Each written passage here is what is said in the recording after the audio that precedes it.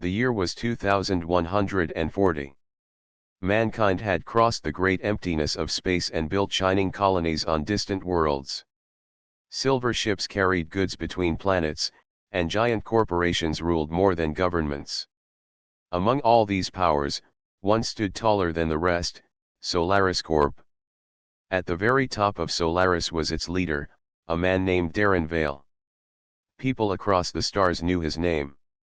Some spoke it with respect, some with fear, and others with bitterness.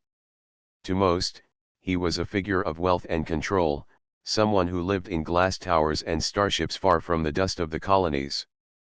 Darren Vale was not young, though he did not look old either.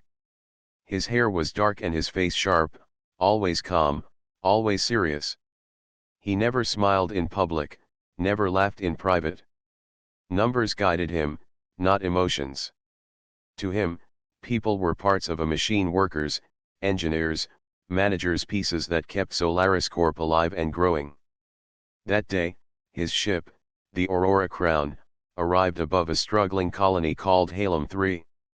The planet was dry and rough, its sky pale orange. Dust storms often swept across its surface, making life hard for those who lived there. Still, it was rich in minerals, and Solaris Corp used those minerals to build starships, engines, and machines.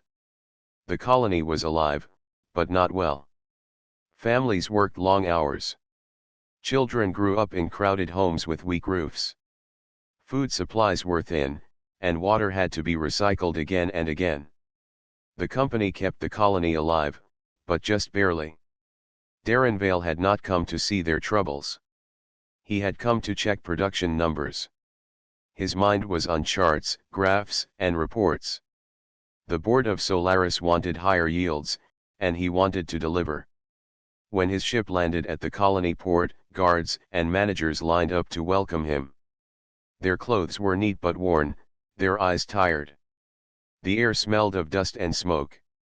People whispered as the tall man stepped down from his ship, wearing a dark coat with the Solaris emblem shining on his chest. Darren walked with steady steps, his eyes scanning everything without warmth. He asked no questions about the people. He asked only about the mines, the machines, and the profits. His voice was calm but heavy, each word leaving no room for argument. The managers nodded, bowed, and hurried to answer.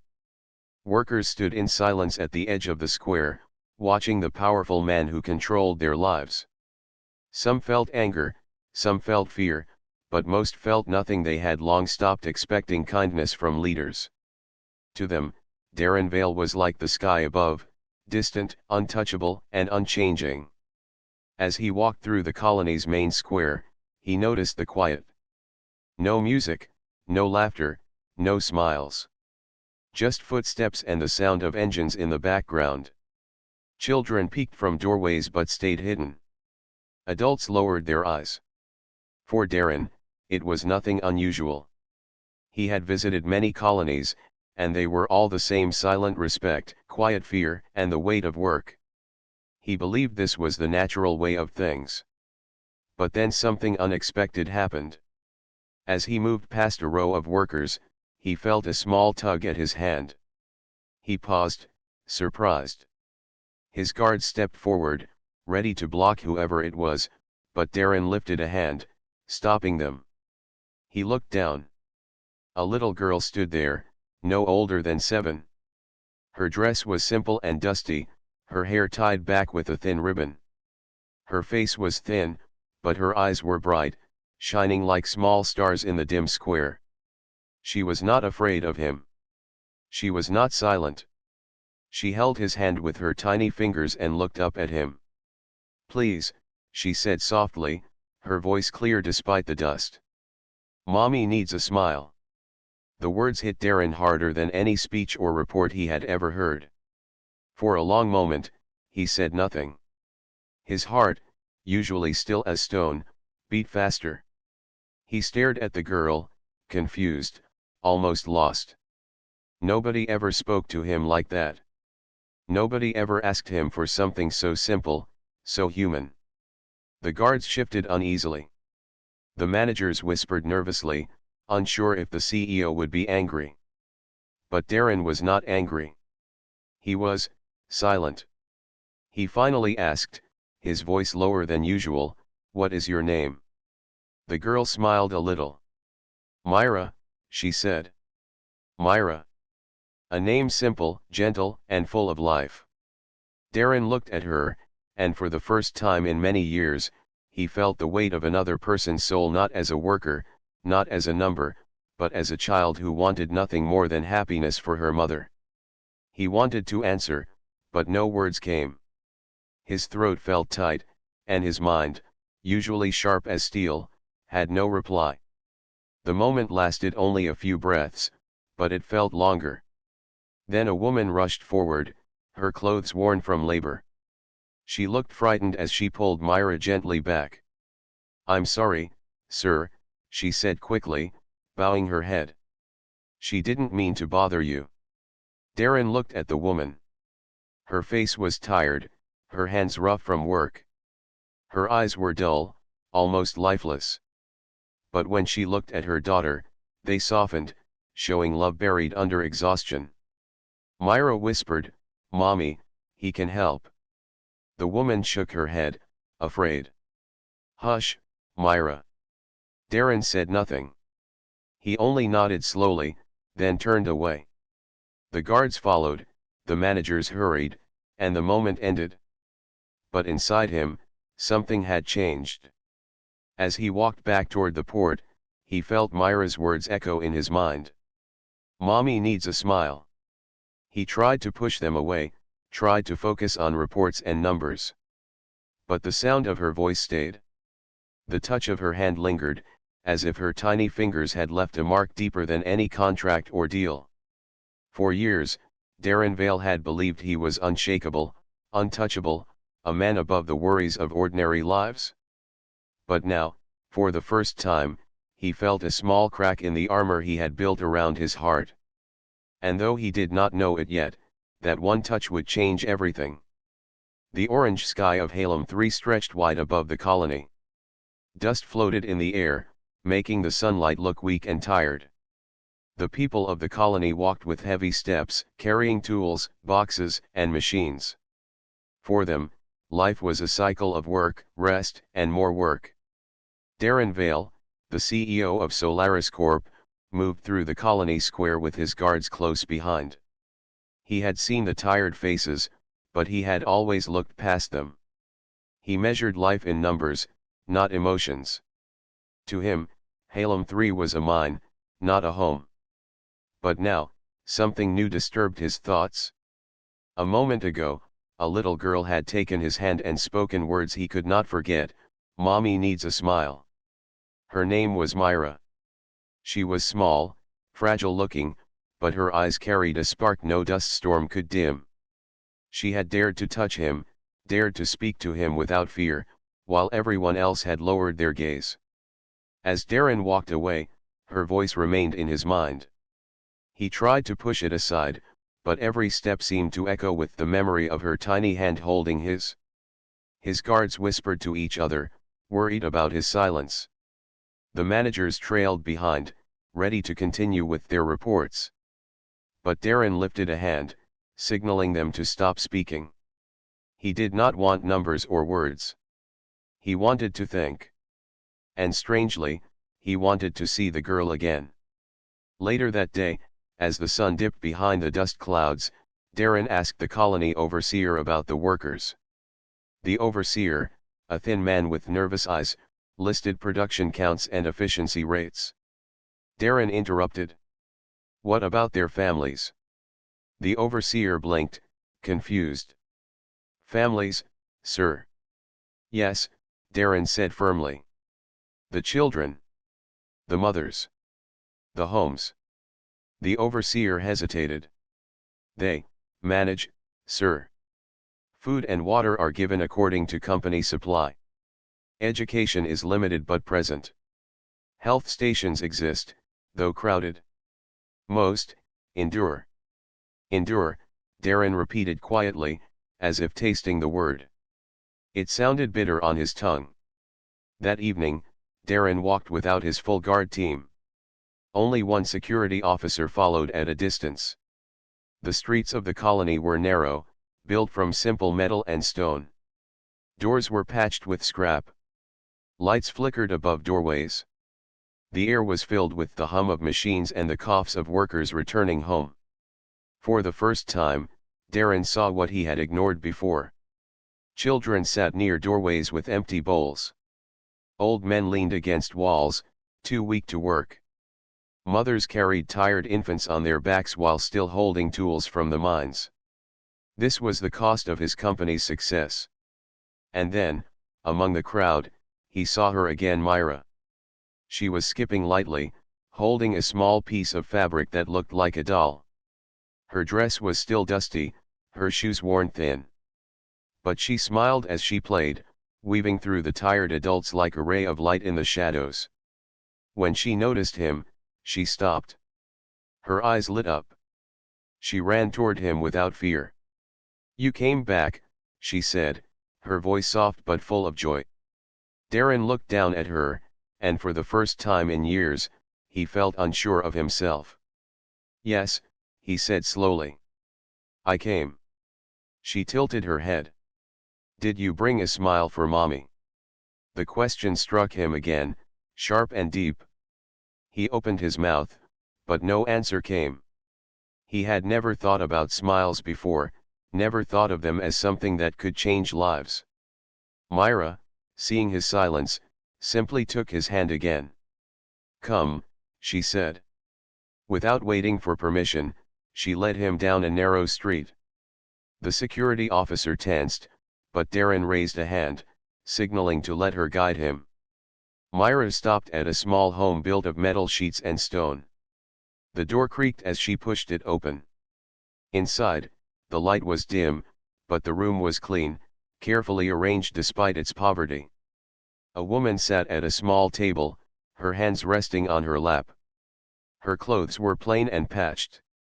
Her face carried the weight of long days in the factory. She looked up in surprise as Myra entered, holding the CEO's hand. "Myra," she gasped, quickly standing. "What are you doing?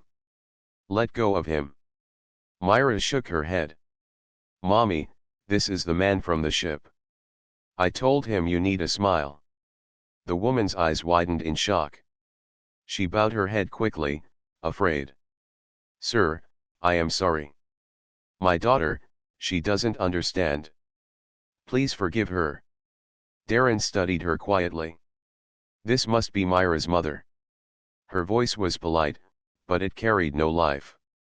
Her shoulders were bent from work, her hands rough and scarred. She looked like many workers he had seen before, but this time he noticed more. He noticed her tiredness, her silence, her loss of hope. Myra stepped close to her mother and whispered, "He can help, Mommy. I know he can." The woman shook her head. "Myra, hush. Do not trouble him." Darren's chest tightened. He had heard pleas for resources, requests for funding, demands for better machines, but never this.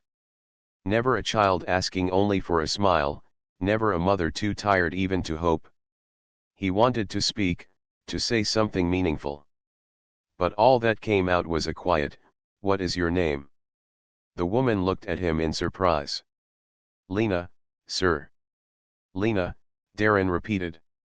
Her name felt heavy, real. Not a number, not a statistic. A person. For a moment, silence filled the room. Myra held onto her mother's hand now, her eyes moving between them, waiting. Darren finally stepped back. He could not stay. His world was contracts, ships, and profits. Yet his mind was no longer at peace. Something had been planted inside him, something small but alive.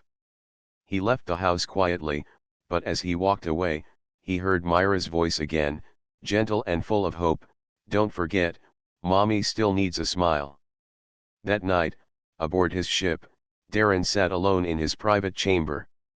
The walls were lined with shining screens showing reports and charts. Usually, he read them with sharp focus.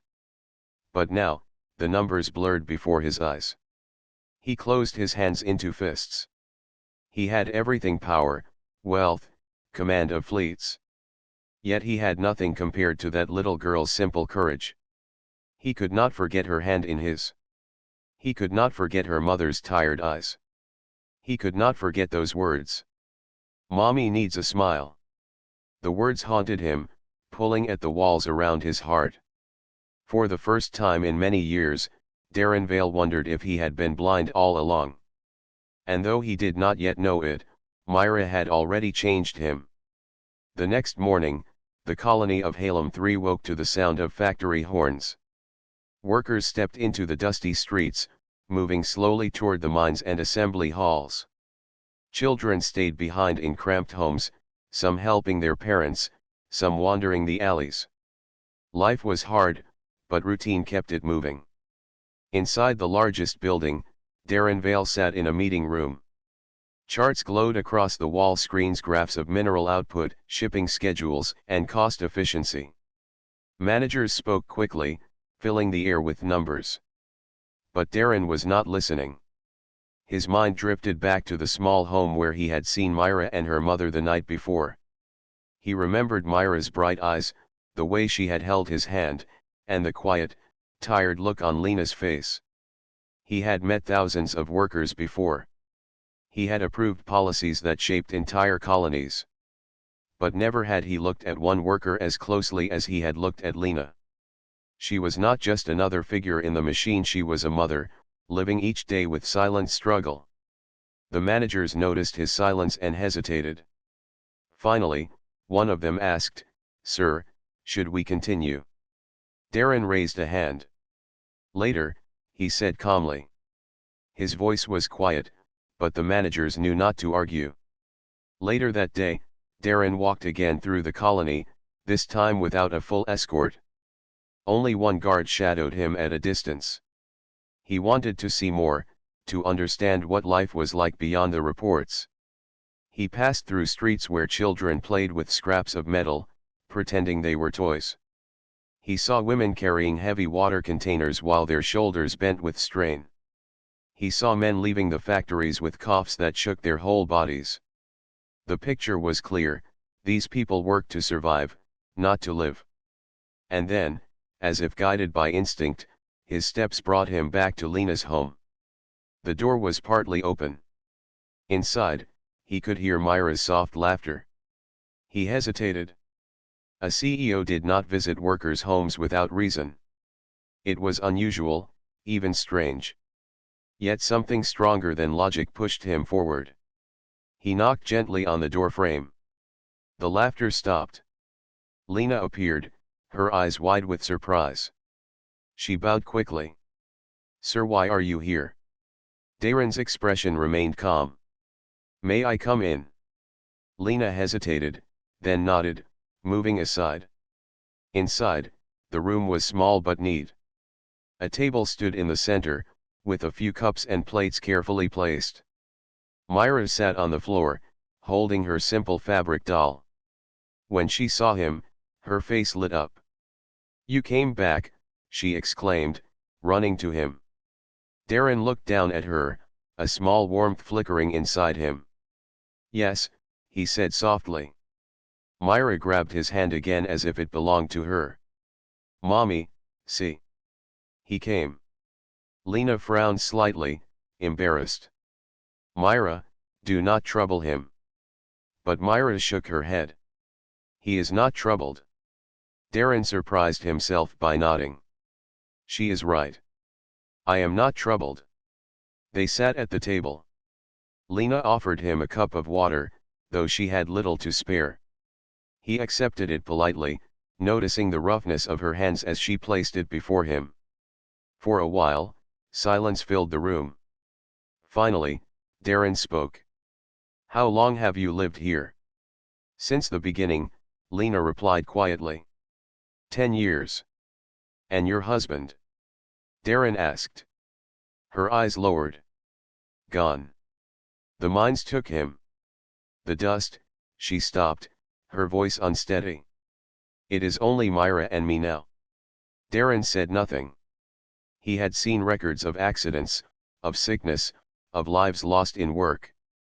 But hearing it directly from her lips gave it weight no report could carry. Myra, unaware of the heaviness, hugged her doll and smiled. Mommy works very hard. She is strong. But sometimes she forgets to smile. Lena touched her daughter's hair gently. Myra, please. But Myra's voice was clear and true. It's not fair. Mommy gives everything. She deserves to be happy too. The words struck Darren again. Out of the mouth of a child came truth sharper than any council debate. He looked at Lena, and for the first time, he noticed not only her tiredness but also her quiet strength. She kept her home clean, cared for her daughter, and still faced each day with dignity despite the weight of her life. After a long pause, Darren asked, "What would make things better here?" Lena blinked in surprise. No leader had ever asked her such a question. Carefully, she answered, "Better food. Cleaner water. Medicine for the children. Fewer hours in the factories." She shook her head quickly. "But it is not my place to ask. We are workers. We endure." Darren repeated the word softly. Endure. Myra tilted her head. "You could help, couldn't you?" Darren looked at her. He, who had commanded fleets, signed contracts worth billions, and shaped the fate of colonies, yet here was a child asking him something that felt far greater than any deal. He gave no promise. But inside, a seed was planted, growing slowly. When Darren left their home, the colony air felt heavier than before. The dust stung his eyes, but the weight in his chest came not from the wind, it came from thoughts he could not escape. Back aboard his ship, he dismissed his assistants and sat alone by the wide window overlooking the stars. He thought of Lena, sitting at her small table, her eyes tired yet kind. He thought of Myra, holding his hand as if she trusted him more than anyone in the world. He thought of himself, Darren Vale, the man of numbers, the leader of machines. And he wondered, was that all he was meant to be? For years, he had believed strength came from power, from wealth, from control. But now, strength seemed to shine from a little girl who had nothing yet dared to ask for everything that truly mattered. Myra's words repeated in his mind like an endless echo, "Mommy needs a smile." And for the first time in many years, Darren Vale wanted to give someone more than numbers. He wanted to give hope. But he also knew the path ahead would not be easy. The board of Solaris would resist. Other corporations would mock him. Even his own heart, hardened by years of cold choices, might resist. Still, he could not ignore what he had seen. He could not forget the faces of Myra and Lena. That night, he made a quiet promise to himself: he would return. Not as a distant figure in a dark coat, not as a silent shadow in the square, but as a man willing to change. The journey had only begun, and Darren did not yet know where it would lead. But he knew this: the touch of a child's hand had opened a door inside him. And once open, some doors could never be closed again. The great ship Aurora Crown hung above the dusty sky of Halem 3 like a silver blade. Inside its shining halls, workers and officers moved quietly, careful not to disturb the man who ruled it all, Darren Vale. For years, Darren had lived in silence and control.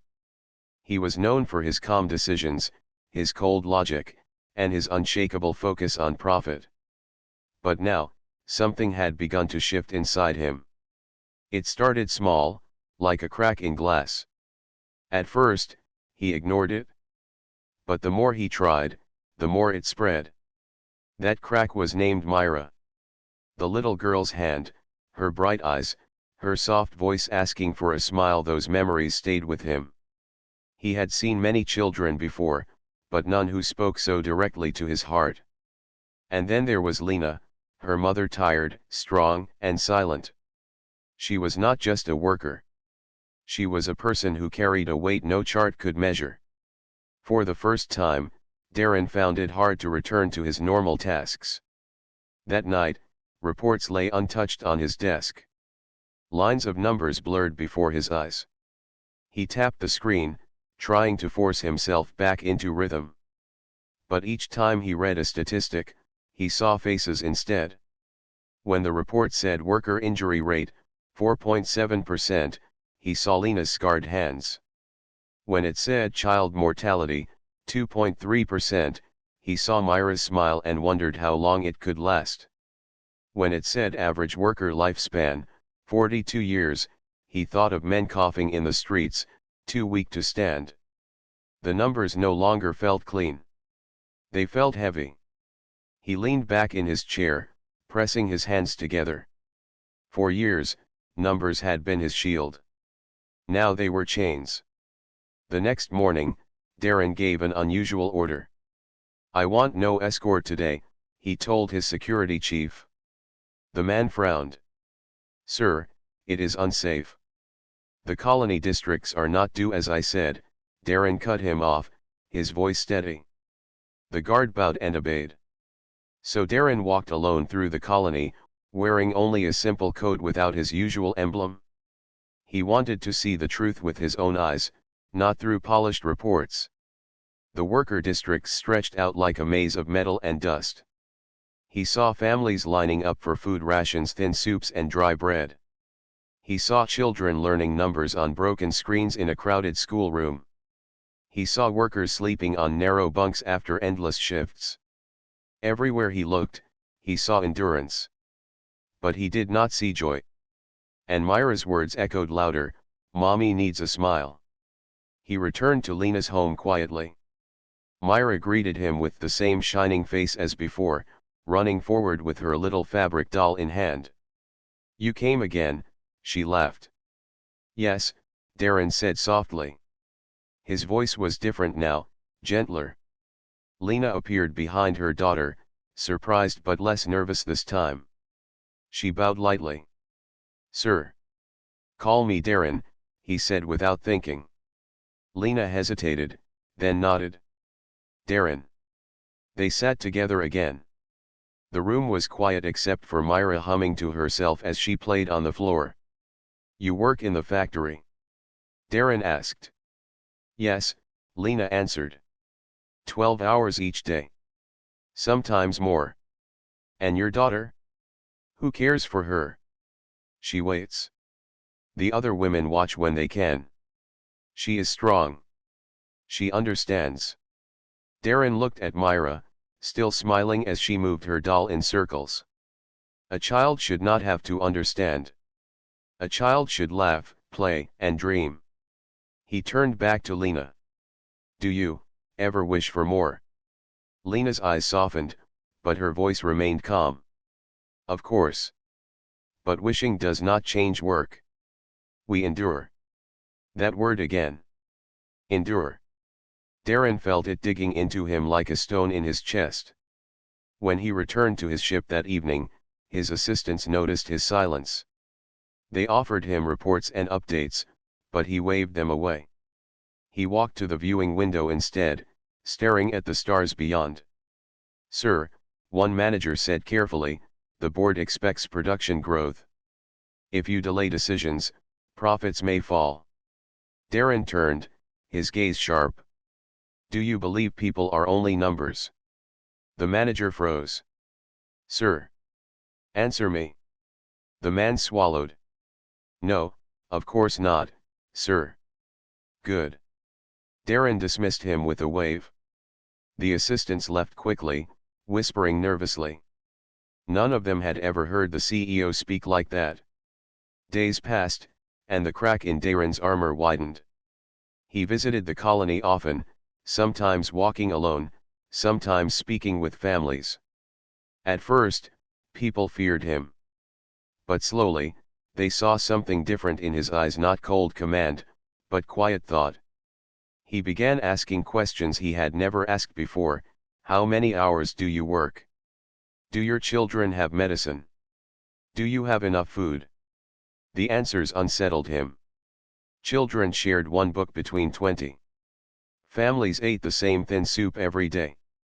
Medicine was too rare, too costly. And still, the workers labored without complaint. Darren returned each night to his ship with heavy thoughts. He could no longer ignore the truth. One evening, Myra climbed onto his knee as he sat at Lena's table. He stiffened at first. He was not used to children being so close. But Myra only smiled up at him. "You don't smile much either," she said boldly. Darren blinked, caught off guard. "No. No." Myra shook her head. "But you should. Smiles make hearts lighter." Her words were simple, yet they cut deep. He thought about his life years filled with power, wealth, and endless work. But no smiles. No warmth. Only numbers. Lena gave a small laugh, though her eyes were tired.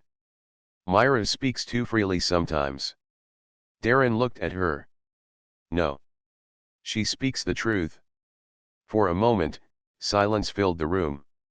A silence not of fear, but of something new: understanding. When Darren left that night, the stars above seemed different. They had always been sharp points of light to him, far and cold. But now, he wondered if they could also be something else: symbols of hope, of futures brighter than dust and survival.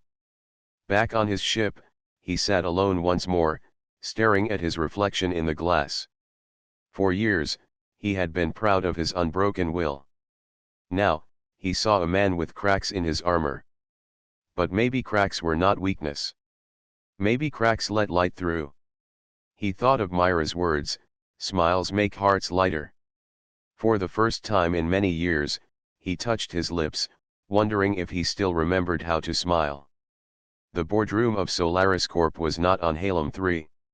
It was far away, deep inside a shining tower on Earth, where the air was clear, the walls of glass reached the clouds, and no dust storms ever touched the sky. But even there, whispers about Darren Vale's strange new behavior had begun to spread. The board of directors gathered on long tables made of polished metal. Their faces glowed in the light of hollow screens, their voices sharp as blades. They had heard reports from Halem 3. Reports that the CEO had walked alone in the worker districts. Reports that he had spoken directly with families. Reports that he had asked about food, health, and schooling instead of production numbers. To the board, this was troubling. Has he lost his focus? One asked. Profits will fall if he wastes time on emotions, another said.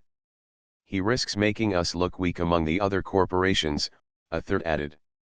And though none dared say it loudly, all of them wondered, had the unshakable Darren Vale been shaken? On the Aurora Crown, Darren sat alone in his chamber as the messages from the board arrived. Their words were polite, but the meaning was clear. Productivity must remain priority. Generosity is unsustainable. Solaris must not appear soft. He read each line carefully. His jaw tightened. For years, these voices had guided him, and he had followed them without question. But now, their words felt empty. Because he had seen Myra's eyes. He had seen Lena's tired smile. He had walked the dust-filled streets of Halem 3, and no profit number could erase those memories. Still, doubt crept into him. Could he change things? Could he fight against the weight of the board, the shareholders, and the entire system built on efficiency and control? He sat in silence for a long time, staring out at the stars. The next day, he called his senior officers. They stood in a line, waiting. These were men and women who had served him for years, who had obeyed without question. Darren spoke slowly, but his voice carried across the room. Halem 3 will receive new supply shipments. Food, medicine, and teaching equipment. Work hours will be reduced. Housing repairs will begin at once. The officers looked at one another in shock. One finally stepped forward. Sir, such measures will cut production output by 15%. It will anger the board. Are you certain? I am certain, Darren said firmly. Another officer spoke carefully. With respect, sir. Solaris was built on discipline. If we show weakness here, other colonies will demand the same. Rivals will take advantage. Our control will slip. For a moment, the old Darren Vale, the man of steel, might have agreed.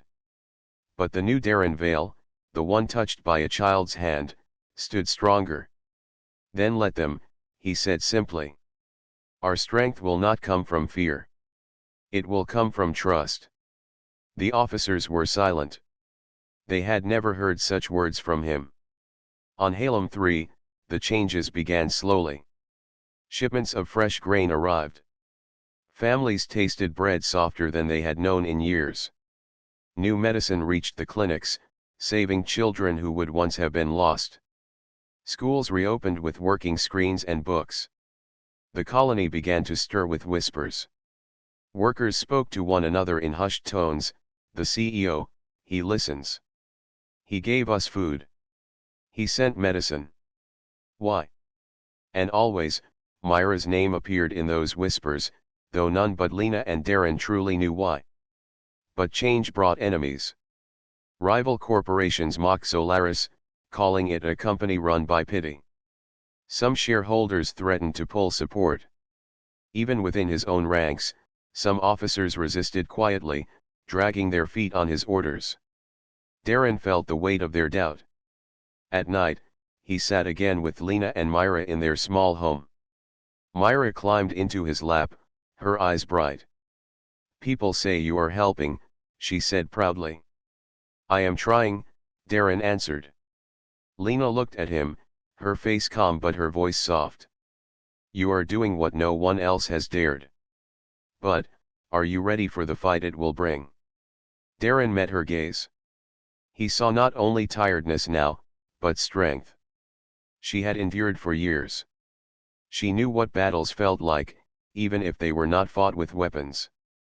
I am ready, he said at last. Though I do not know if I will win. Myra pressed her small hand against his. You will. Because you care. Her faith in him was simple, pure, and unshakable. And strangely, it gave him more strength than all the power of the boardrooms. The weeks that followed tested him. Reports came of rival companies spreading rumors. The board sent cold messages demanding explanations.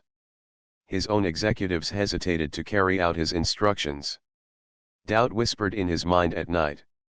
Was this foolish? Was Myra's voice enough to change an empire built on stone and steel? But each time the doubt grew, he remembered walking through the colony streets. He remembered the faces of children holding new books, workers eating fresh bread, mothers clutching medicine with tears of relief. And he remembered Myra's simple words, "Mommy needs a smile." That was his answer. Not the board. Not the rivals. Not the profits. The people. One evening, Darren walked through the colony square as the sun set. The air was still dusty, but something new floated within it: laughter. Children played in the open, chasing one another with shouts of joy. Workers gathered around food stalls, sharing warm meals. A man saw him and did not lower his eyes.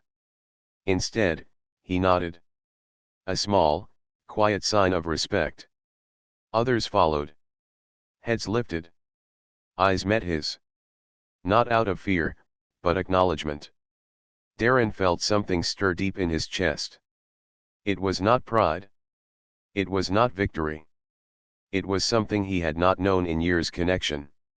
He returned to Lena's home, where Myra ran into his arms. Mommy smiled today, she said happily. Lena, standing nearby, gave a small, true smile indeed. It was faint, but it was real. And at that moment, Darren Vale, the CEO once known for his coldness, felt the doubt inside him weaken. The resistance was still there, the board still angry, the rivals still waiting. But for the first time, he believed the battle was worth fighting. Because a smile, just one, had already begun to change the stars. The days on Halem 3 slowly shifted into something different. Dust storms still came, the air still carried its heavy weight, and machines still hummed in the factories. But within the colony, a spark of hope had begun to glow. People worked, but now they worked with less fear. They rested more, and they laughed more. The bread from earth filled their homes, the medicine healed their children, and the schools lit up again with voices of learning. At the center of all this change stood Darren Vale, though he never claimed it loudly. He was seen walking through the colony, speaking with workers, listening to their worries. He was no longer just a shadow in the high tower of Solaris. He was a man who could be seen, touched, and spoken to. But still, inside him, questions stirred. He knew the board's patience was wearing thin. He knew rivals mocked Solaris.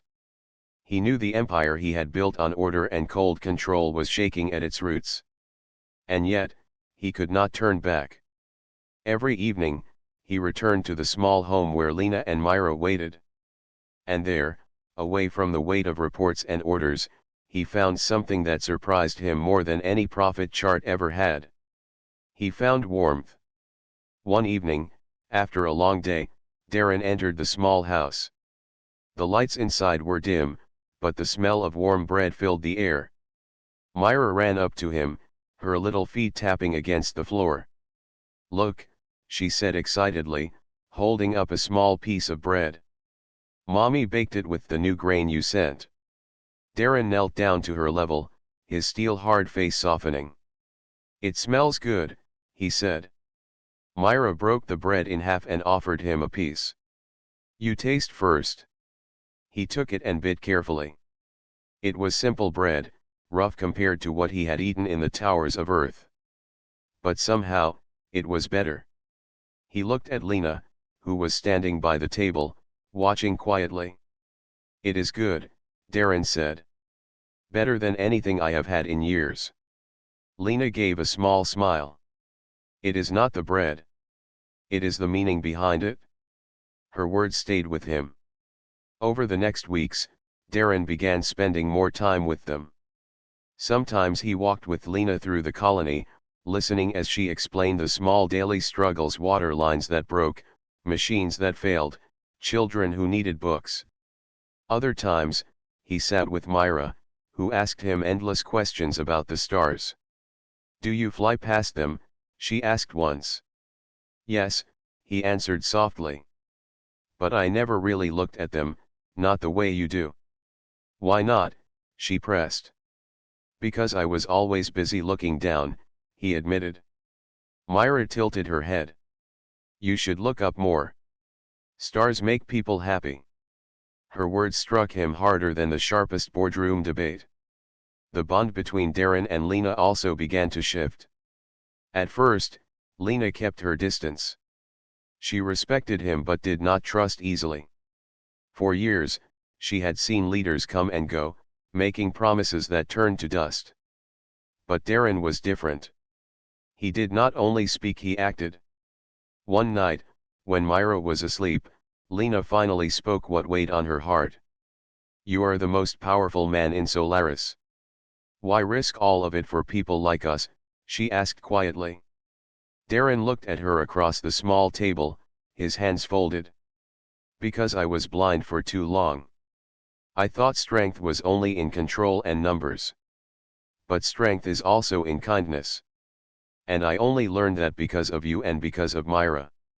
Lena's eyes softened, but she shook her head. "Be careful. Kindness in this universe is often seen as weakness." "Then let them see me as weak," Darren replied. "I will not go back." For the first time, Lena believed him. News spread across Halem 3. Some called him the CEO with a heart. Others laughed at the title, thinking it a passing act. But within the colony, the people began to stand taller. They greeted Darren without fear. They shared food with one another. They repaired homes together. Myra often held his hand as they walked. And each time she did, he felt less like a distant leader and more like part of something real. But not all bonds were welcomed. The board on Earth sent urgent messages. "Production is falling. Stop these reforms.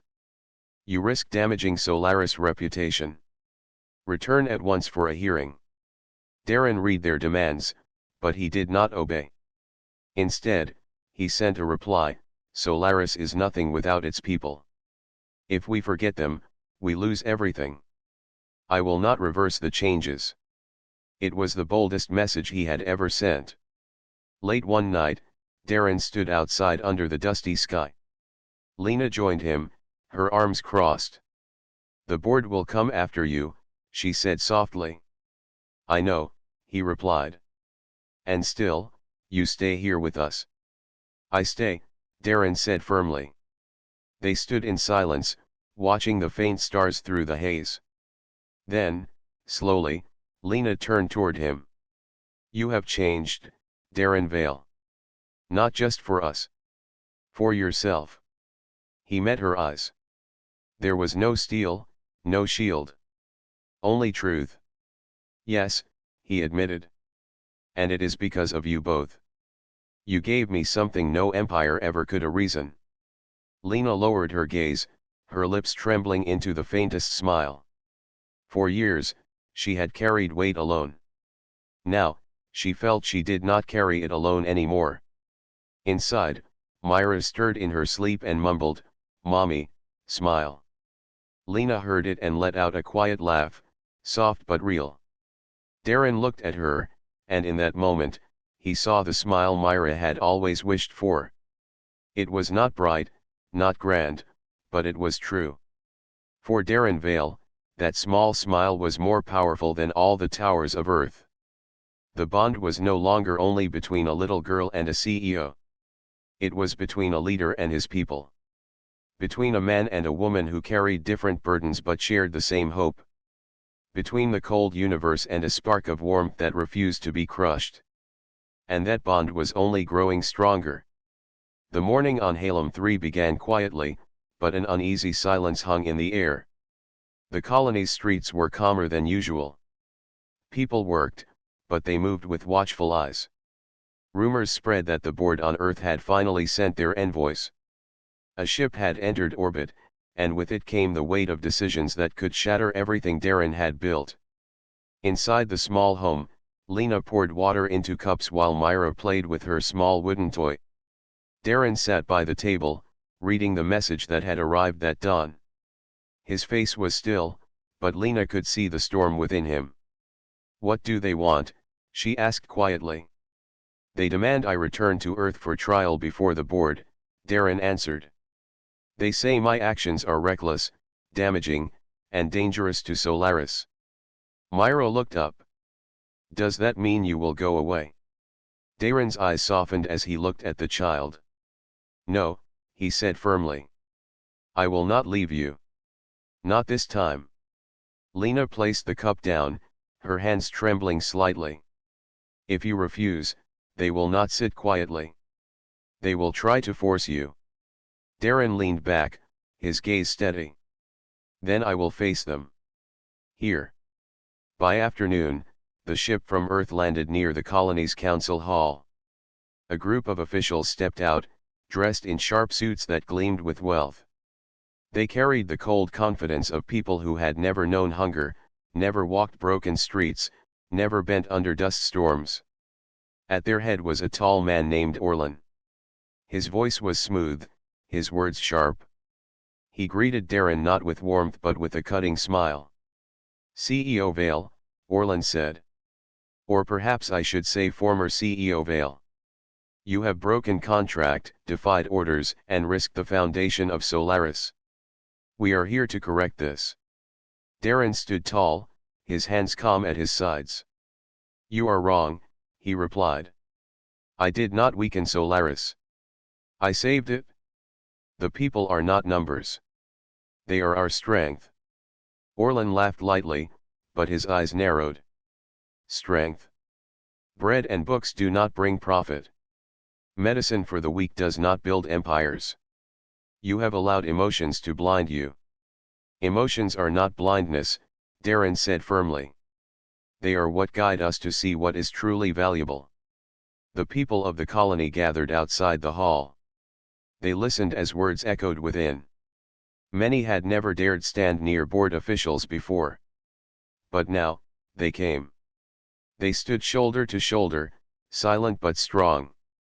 Inside, Orlan's tone grew harsher. We gave you power to grow Solaris into the largest force in the galaxy. You were our sharpest blade. Now, you are dull. Darren shook his head. No, I was dull when I thought only of power. Now, for the first time, I am sharp. And I will not return to your cold towers. My place is here. Orlan stepped closer, his voice dropping. Then you will be replaced. Another will take your seat. You will be nothing. Darren's answer was calm, but unshakable. If being nothing means standing with these people, then I choose it. If power means ignoring them, then I want no part of it. At that moment, the doors of the hall creaked. A small voice broke the heavy silence. Wait. It was Myra. She had slipped in, her small hand holding Lena's. The room turned as the little girl walked forward. Her steps were tiny, but her courage filled the hall. She stopped beside Darren and looked up at Orlan. You are wrong, she said, her voice trembling but clear. He is not weak. He makes people smile. He makes my mommy smile. And that is stronger than anything you have. The officials murmured in disbelief. Orlan's face stiffened. But Darren knelt beside Myra, his hand gently holding hers. You see, Darren said softly, his eyes on Orlan, even a child understands what you do not. This is the future of Solaris. Not numbers. Not towers. People. Outside the hall, the crowd stirred. Someone shouted, he is right. Another called, we stand with him. Soon, the voices rose together. A wave of sound filled the colony, people chanting, calling, raising their hands. The board envoys looked uneasy. Orlan turned to the crowd beyond the windows, his control slipping. This is chaos, he snapped. This is unity, Darren corrected. And it is something you can never command. Orlan realized he was outnumbered. The officials had no power here without fear, and fear was gone. With a bitter glare, he turned sharply. This is not the end, Vale. The board will not forget. He and his group stormed out, their polished boots clashing against the floor. Moments later, their ship rose into the dust-filled sky, retreating back toward Earth. Silence filled the hall. Slowly, Darren turned to Lena and Myra. Lena's eyes were shining, not with tears of pain but with quiet pride. Myra's little hand squeezed his tightly. You did not leave, Lena said softly. I promised I would not, Darren replied. They stepped outside together. The crowd erupted in cheers, voices rising higher than the hum of machines. Men and women, young and old, reached out to him not as a distant CEO but as one of their own. In that moment, Darren Vale was no longer just a leader of Solaris. He was part of a family, a community, a bond stronger than any empire. That night, when the stars broke faintly through the haze, Darren stood outside the small home again. Lena joined him, quiet by his side. Myra ran circles around them, laughing, her joy echoing in the air. You have changed everything, Lena whispered. No, Darren said gently. It was Myra. One touch, one word. She reminded me what I had forgotten. He looked down at the child who now danced under the stars. She gave me something even the universe could not buy, a reason to live beyond myself. Lena's hand brushed his lightly, and for the first time, Darren did not pull away. The distance between them was gone. Far above, the stars shimmered, tiny but bright against the dark. They were no longer distant to Darren. He saw them now the way Myra did, not as cold lights, but as symbols of hope. The colony slept peacefully, no longer bound only by survival but by something greater, a shared future. And at the heart of it, a little girl who had once taken a CEO's hand and said, "Mommy needs a smile." That one touch had truly changed everything.